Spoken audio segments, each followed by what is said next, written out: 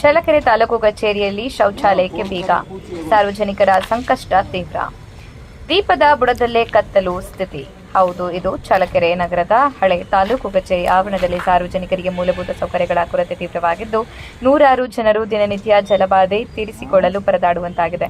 ಹಳೆ ತಾಲೂಕು ಕಚೇರಿ ಆವರಣದಲ್ಲಿ ಉಪನೋಂದಣಾಧಿಕಾರಿಗಳ ಕಚೇರಿ, ಉಪ ಖಜಾನೆ ಹಾಗೂ ಆಧಾರ್ ನೋಂದಣಿ ಕೇಂದ್ರ ಕಾರ್ಯನಿರ್ವಹಿಸುತ್ತವೆ.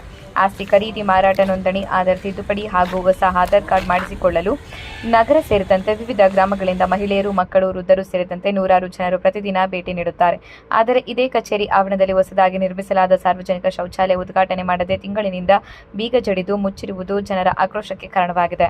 ಶೌಚಾಲಯ ಸೌಲಭ್ಯ ಇಲ್ಲದ ಕಾರಣ ಸಾರ್ವಜನಿಕರು ಸರ್ಕಾರಿ ಕಚೇರಿಗಳ ಹಿಂಭಾಗದ ಗೋಡೆಗಳ ಮೇಲೆ ಜಲಬಾಧೆ ತೀರಿಸಿಕೊಳ್ಳುವ ಅನಿವಾರ್ಯ ಪರಿಸ್ಥಿತಿ ನಿರ್ಮಾಣವಾಗಿದೆ. ವಿಶೇಷವಾಗಿ ಮಹಿಳೆಯರು ಹಾಗೂ ವೃದ್ಧರು ಅನುಭವಿಸುವ ಸಂಕಷ್ಟ ಹೇಳತೀರದು. ಮಕ್ಕಳೊಂದಿಗೆ ಕಚೇರಿಗೆ ಬರುವ ಮಹಿಳೆಯರು ಶೌಚಾಲಯದ ಕೊರತೆಯಿಂದ ಗಂಟೆಗಟ್ಟಲೆ ತೊಂದರೆ ಅನುಭವಿಸುತ್ತಿದ್ದಾರೆ. ದೀಪದಲ್ಲಿ ಕರ್ತವ್ಯದಂತೆ ಸರ್ಕಾರಿ ಕಚೇರಿ ಪಕ್ಕದಲ್ಲೇ ನಿರ್ಮಿಸಿದ ಶೌಚಾಲಯವೇ ಬಳಕೆಗೆ ಲಭ್ಯವಿಲ್ಲದಿರುವುದು ವಿಪರ್ಯಾಸವಾಗಿದೆ. ಸಾರ್ವಜನಿಕರು ಸಂಬಂಧಪಟ್ಟ ಅಧಿಕಾರಿಗಳು ತಕ್ಷಣ ಗಮನ ಹರಿಸಿ ಬೀಗ ಜಡಿದಿರುವ ಶೌಚಾಲಯವನ್ನು ಸಾರ್ವಜನಿಕ ಬಳಕೆಗೆ ತೆರೆಯಬೇಕು ಎಂದು ಆಗ್ರಹಿಸಿದ್ದಾರೆ. ಈಗಲಾದರೂ ಅಧಿಕಾರಿಗಳು ಕ್ರಮ ಕೈಗೊಳ್ಳುವರಿ ಎಂದು ಭಾವಿಸಿದ್ದಾರೆ.